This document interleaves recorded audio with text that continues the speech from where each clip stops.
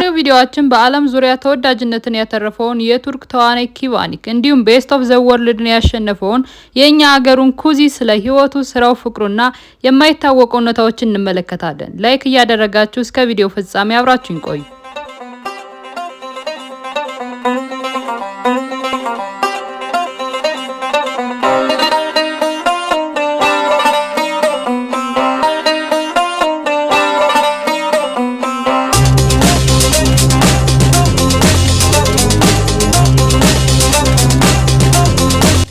ኪቫኒክ ኦክቶበር 27 በ1983 እንደ ፈረንጆቹ አቆጣጠር በአዳና ቱርክ ተወለደ። አሁን ላይ 42 ዓመቱ ሲሆን ቁመቱ ሜትር ከ87 ይረዝማል። እንዲሁም ክብደቱ 82 ኪሎ ግራም ነው። ለቤተሰቦቹ አራተኛ ልጅ ሲሆን ጠቅላላ 5 እህትና ወንድሞችም አሉት።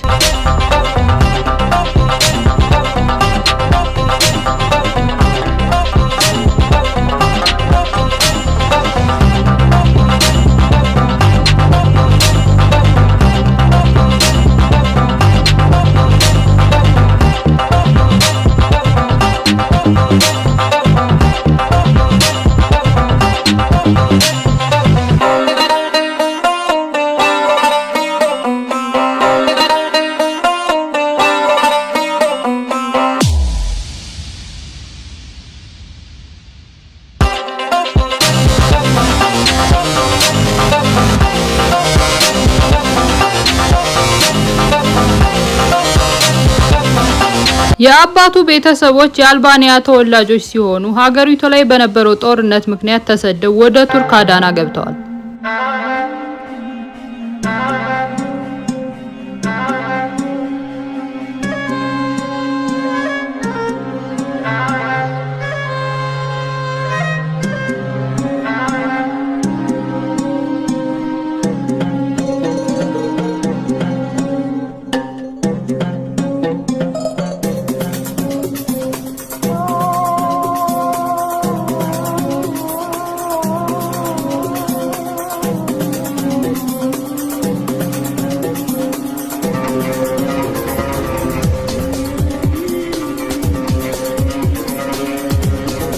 የመጀመሪያ ደረጃ ትምህርቱን በያኒክ ካጂ ፕራይቬት ስኩል ከተማረ በኋላ አባቱ የልብ ታማሚ ስለነበረ ለሕክምና አመቺ ወደ ሆነችው ኢስታንቡል ከሙሉ ቤተሰቦቹ ጋር በ1997 እንደ ፈረንጆቹ አቆጣጠር ገብተዋል።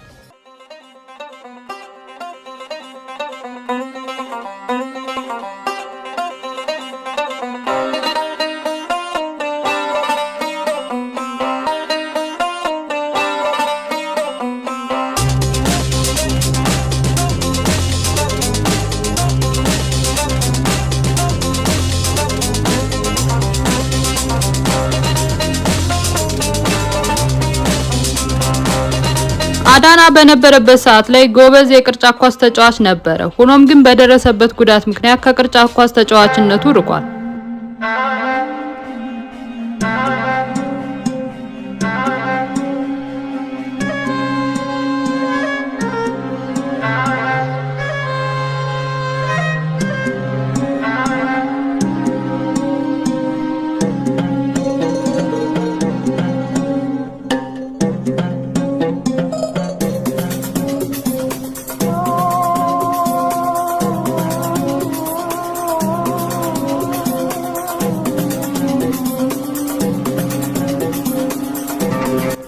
እንደ ፈረንጆቹ አቆጣጠር 2013 ላይ በኢስታንቡል ኩልቸር ዩኒቨርሲቲ የመጀመሪያ ዲግሪውን ይዟል።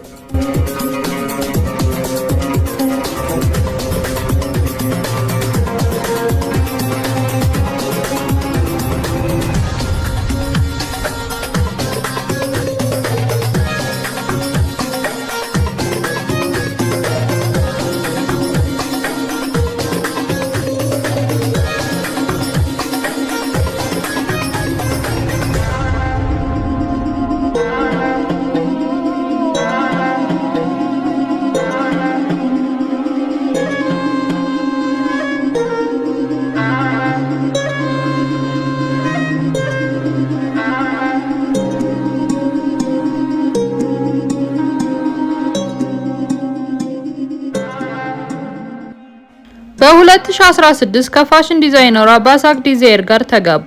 በ2022 የመጀመሪያ ልጃቸውን ተቀብለዋል።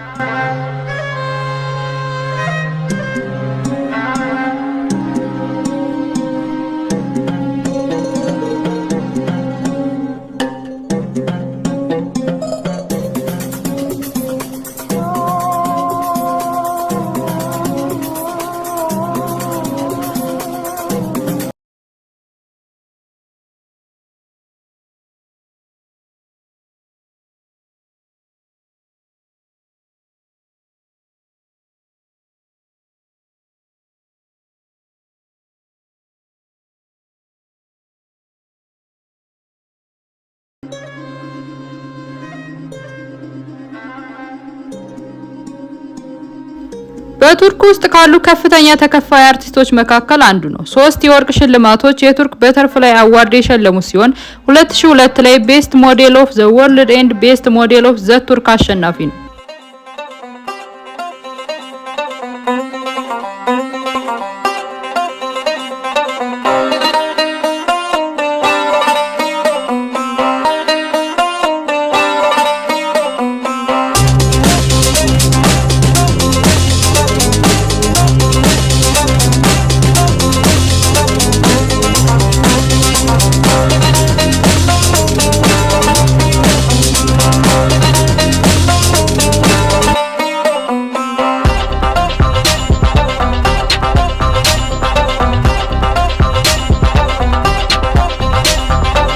ከ2005 እስከ 2007 የመጀመሪያ ፊልሙ የሆነውን ጉሙ ሰርቷል። ከ2007 እስከ 2008 ሜኔክሳ ኢሊል ሀሊል የተባለውን ድራማ ሲሰራ እዚህ ድራማ ላይ ዋና ገጸ ባህሪ የሆነውን ሀሊል ትግሉን ወክሎ ተጫውቷል። ከዛም በመቀጠል አሺክ ሜምኑ የተባለውን ድራማ ሰርቷል። እዚህም ላይ ዋና ገጸ ባህሪውን ወክሎ ሰርቷል። ከዛም በመቀጠል በሉሉ ሀዘንደር 2010 ላይ፣ ኩዚ ጉኒ 2011 እስከ 2013 ላይ፣ ኩርት ሰይትን ከ2014 እስከ 2015 ላይ ዋና ገጸ ባህሪያትን በመያዝ ሰርቷል።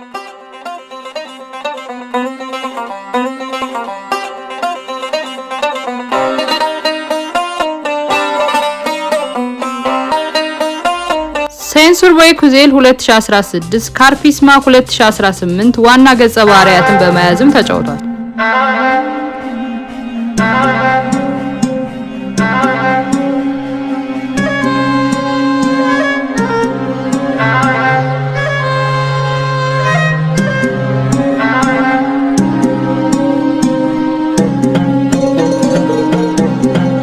በቅርብ ከወጡ ስራዎቹ መካከል ኤሌ ተጠቃሽ ሲሆን እዚህም ድራማ ላይ ዋና ገጸ ባህሪያቱን አስላንን ወክሎ ተጫውቷል።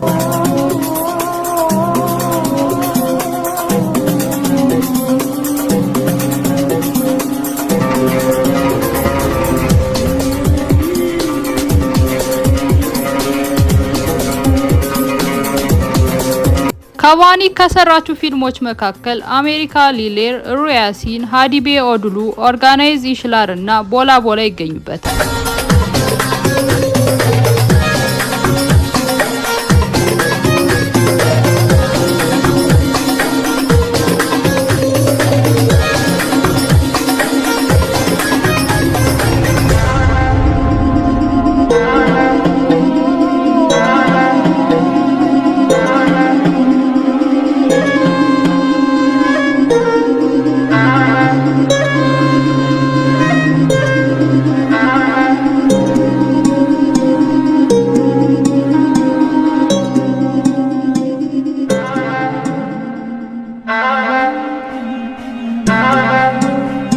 እስከዛሬ ከሰራችሁ ስራዎች መካከል ቦላ ቦላን አስበልጦ እንደሚወደው ተናግሯል። ምክንያቱም ይህ ፊልም በእውነተኛ ታሪክ ላይ ተመስርቶ የተሰራ ነው።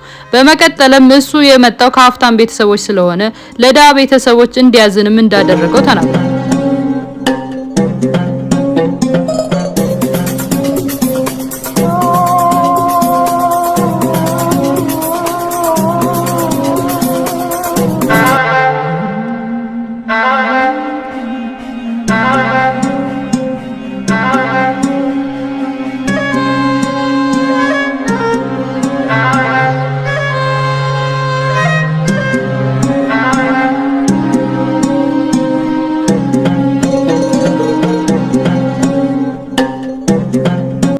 አሁን ላይ ከ5 ሚሊዮን ዶላር ካፒታል አለው። ምግብ ማብሰልና ከቤተሰቦቹ ጋር ጊዜ ማሳለፍ ያዝናናዋል።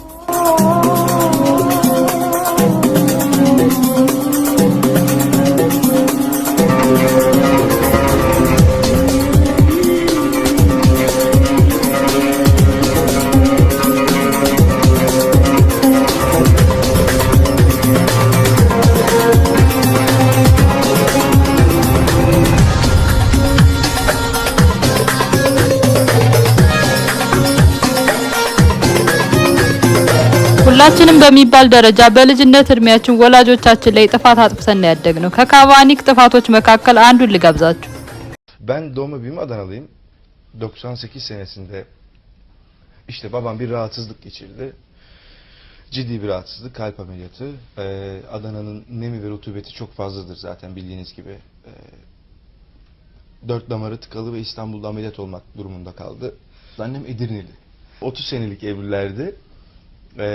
30 senedir de Adana'da işte ne memleketine gidebilmişti ne İstanbul'u görebilmiş. Fırsat bu fırsat dedi ve Erdem Bey kesinlikle biz İstanbul'a taşınıyoruz. Bu senin için çok iyi olacak, çocuklar için çok iyi olacak dedi ve biz 2 saat sonra ne var ne yok hepsini babam devretti ve kalktık İstanbul'a geldik. Ama galiba ilginç bir şey olmuş ya havaalanında ya bir yerde. Sen bir oyuncak istemişsin. Bu olay İstanbul'da oluyor. 5-6 sene alerjik astım tedavisi görüyoruz. O dönem Adana'da imkanlar çok kısıtlı ve sürekli her hafta İstanbul'a gidip iğne vurdurup gelmek durumundayım. Birçok şeye alerjim var. Yine o dönemlerden bir tanesi. İstanbul'a giderken anneme dedim ki anne bana oyuncak alacaksın değil mi? Uçan uçak. Annem de alacağım oğlum merak etme. Peki anne ama söz verdin. Sonra gittik, iğneler vuruldu, işte muayene yapıldı dönüşte. Tabi eşine, dostuna, konu komşuya bütün oradan bir parça, buradan bir parça. Cepte parası kalmamış. Biz havaalanındayız. Şimdi benim de unuttuğumuz an önce çocuğum sen gel buraya. Şurada hani geçelim birden kısa yoldan uçağa derken anneciğim hediye bana oyuncak alacaktın. Ne oldu? Ama Kıvanç'cığım şimdi bak canım benim üstümde para kalmadı. Ben bir dahaki sefer haftaya geldiğimizde hayır anne oyuncak alınacak. Almayacağım. Ben hüngür hüngür yani koma derecesinde böyle bir ağlama havaalanında ayaklar yere vuruluyor tepinmeler bilmem neler bu sırada polis havaalanında görevli polis. Şimdi anne Esmer. Ama. Şimdi bu arada sen galiba sen benim annem değilsin artık. İşte oraya geleceğim. Anne Ama Esmer. çok fena bir sahne oldu. Tuğçe çok enteresan. Çok enteresan. Anne Esmer. Yani hiç alakamız yok. Biri kuzey biri güney. Ben sarışın. Yumurta gibi çocuk. Sonra polis geliyor. Hanımefendi hayırdır bir durum mu var? İşte yok memur bey çocuğum Adana'ya gideceğim. Değil mi çocuğum yani biz beraber ben senin annenim falan derken hayır sen benim annem değilsin diyorum. Bu sırada benim nüfus kağıdım çıkmamış. Ufacık daha. Nüfus kağıdını görebilir miyim? Ama işte nüfus kağıdı çıkmadı. Annem değil ben bu kadını tanımıyorum amca. Çok Evet. Tanımıyorum amca ben Cezaya bilmiyorum. Derken tabii kalkmaya da yarım saat var. Hanımefendi ben sizi şöyle alabilir miyim diyor. Biz tabii uçağı kaçırıyoruz. Ben hüngür hüngür. İnkar sonuna kadar inkar. Böyle bir Yok ya. hanımefendi tanımıyorum. Polis demiş ki yani tanıdık birini gösterin. Ben sizin çocuğunuzun hani size ait olduğunu bileyim, inanayım. O dönem Fenerbahçe'de futbol oynayan çok sevdiğimiz bizim de işte annemlerin, babamların aile dostu İsa abi vardı. İşte jübilesini yapmış artık. Futbol hayatı bitmiş. Onu telefonla aradı da kendisi geldi buraya. İsa Bey hoş geldiniz. Kusura bakmayın çok özür dileriz. Neyse hanımefendi gidebilirsiniz dedi. Biz o sırada gittik. Tabii annem böyle giderken. Ben sana göstereceğim. Öyle mi? Öyle mi? የካቫኒክን አጭር የህይወት ታሪክ ከወደዳችሁት ቪዲዮውን ላይክ አድርጉ። እንዲሁም ቻናላችንን ሰብስክራይብ በማድረግ ለጓደኞቻችሁም ሼር አድርጉላችሁ። ቀጣይ ጊዜ በሌላ አስደሳች የታሪክ ቪዲዮ እንመለሳለን። ቻው ቻው።